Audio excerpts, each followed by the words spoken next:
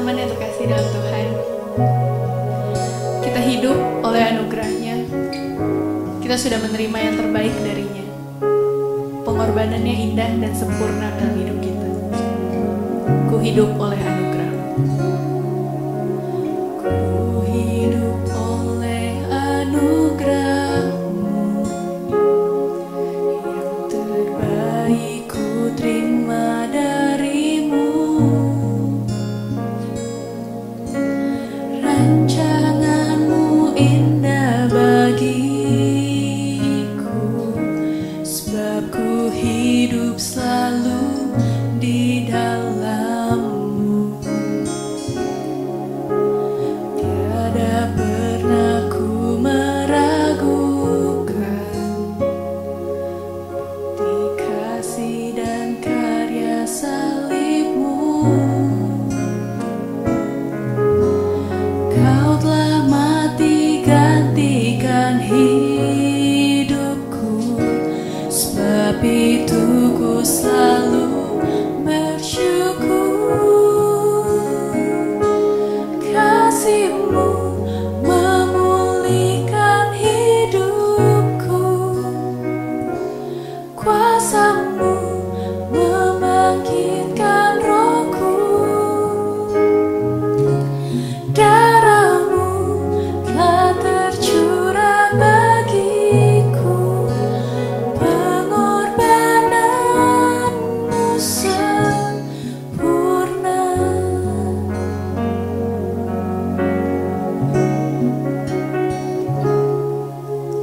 Ku hidup oleh anugerah-Mu. Yang terbaik ku terima dari-Mu. Rancangan-Mu indah bagiku, sebab ku hidup selalu di dalam-Mu. Tiada pernah ku meragukan bukti kasih dan karya salib-Mu. Kau telah mati gantikan hidupku, sebab itu ku selalu bersyukur. Kasih-Mu memulihkan hidupku, kuasa-Mu membangkitkan rohku. Darah-Mu telah tercurah bagiku, pengorbanan-Mu sempurna. Kasih-Mu memulihkan hidupku, kuasa-Mu membangkitkan rohku.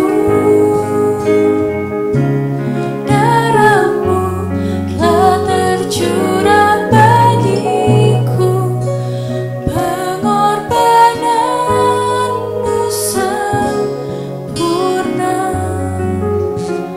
Pengorbanan-Mu sempurna.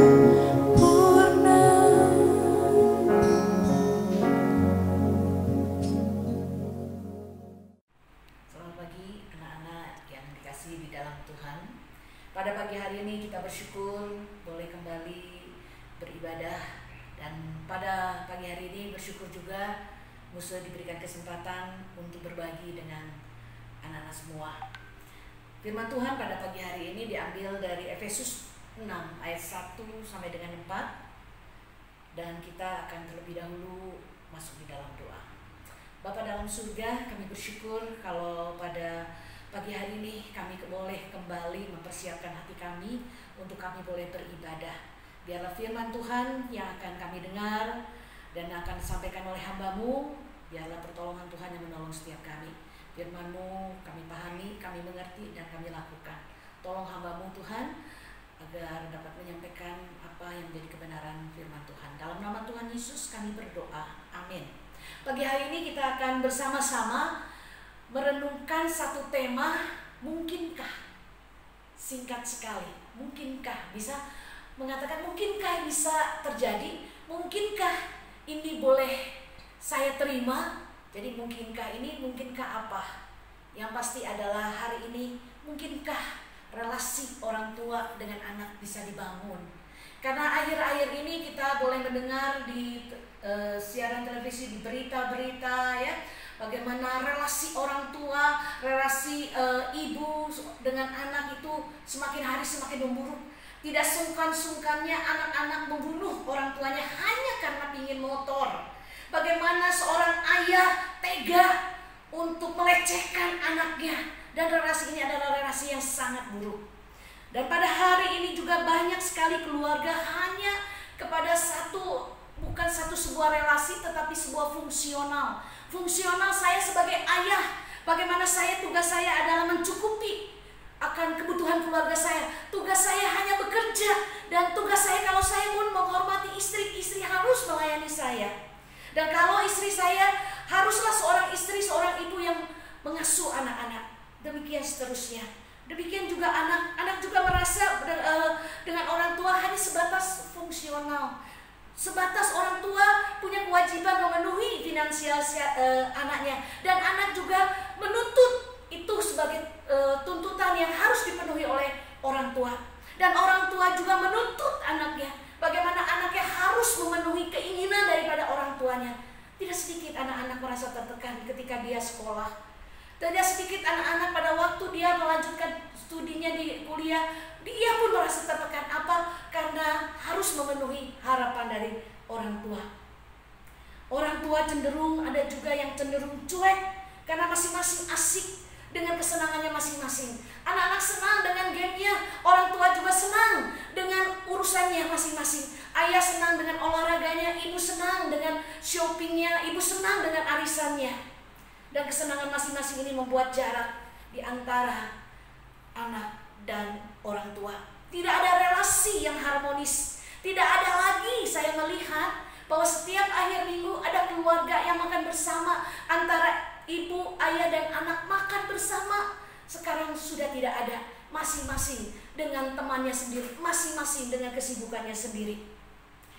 Bagaimana kita sekarang pada saat ini mengubah, bagaimana dari mulai fungsional kepada relasional, kepada hubungan yang benar-benar baik. Firman Tuhan pada pagi hari ini mengingatkan pada setiap kita di dalam Efesus 6 ayat 1 sampai dengan 4 yang berkata demikian. Hai anak-anak, taatilah orang tuamu di dalam Tuhan, karena haruslah demikian. Hormatilah ayahmu dan ibumu. Ini adalah suatu perintah yang penting, seperti yang nyata dari janji ini, supaya kamu berbahagia dan panjang umurmu di bumi. Dan kamu bapak-bapak, janganlah bangkitkan amarah di dalam hati anak-anakmu, tetapi didiklah mereka di dalam ajaran dan nasihat Tuhan. Pada pagi hari ini, mari kita melihat bagaimana keluarga yang hanya bukan kepada relasional, tetapi pada fungsional, saling menuntut tugas masing-masing, saling menuntut apa yang menjadi kebutuhan, keperluan, kepentingan diri sendiri. Pada waktu Efesus 6 ayat 1 dan 4 ini ditulis, dilatar belakangi oleh kehidupan Romawi zaman kuno. Seorang anak jika berani menentang orang tua akan dibawa ke depan pintu gerbang kota untuk diadili dan bisa dihukum dengan lemparan batu sampai mati. Maka di sini dikatakan menghormati orang tua seburuk apapun, mengentaati orang tua. Bagaimana dua hal ini, menghormati dan mentaati, menjadi bagian daripada relasional antara orang tua dengan anak. Sebaliknya di sini juga dikatakan dalam ayat yang keempat, bapak-bapak janganlah bangkitkan amarah di dalam hati anak-anakmu. Ini juga merupakan bukti dari dua arah yang baik, yaitu dari orang tua maupun dari anak-anak. Dan anak-anak ketika mendengar menghormati orang tua, itu kita mengingat bahwa kita menghormati karena perintah, tidak ada pilih-pilih, tetapi dengan satu kesadaran bahwa ini adalah hubungan, ada relasional antara orang tua dengan anak.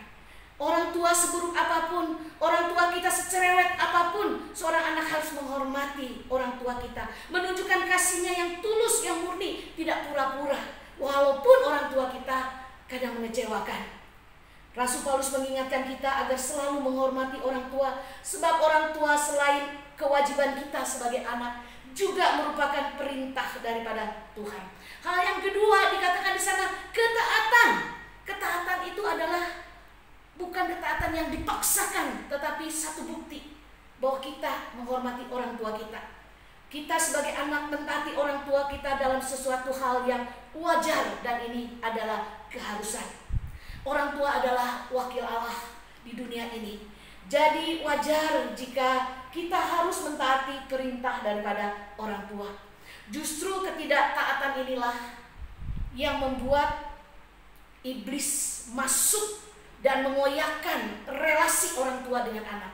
Saya ulangi lagi, justru ketika anak tidak menghormati orang tua, tidak mentaati orang tua, dan orang tua menyakiti hati anak-anak kita, maka di sanalah iblis punya kesempatan mengoyakkan relasi orang tua dan anak. Karena sebelum kita bertindak tidak taat, pikirkanlah kembali konsekuensi ini. Kita belajar taat walau mereka tidak sepandai kita. Yesus saja menghormati dan mentaati mentaati Allah Bapa di sorga. Seandainya dia tidak mentaati akan rencana Allah Bapa untuk menebus dosa saudara dan saya, ini pun tidak mungkin terjadi keselamatan untuk setiap kita.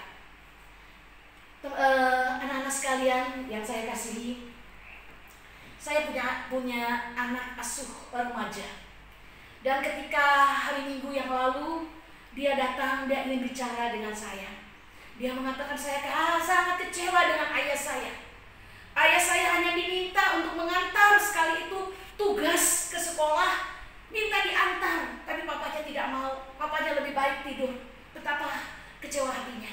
Dan dia bertanya, apa yang saya harus perbuat kepada papa saya?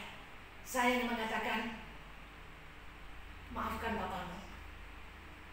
Dan apa yang harus kita lakukan?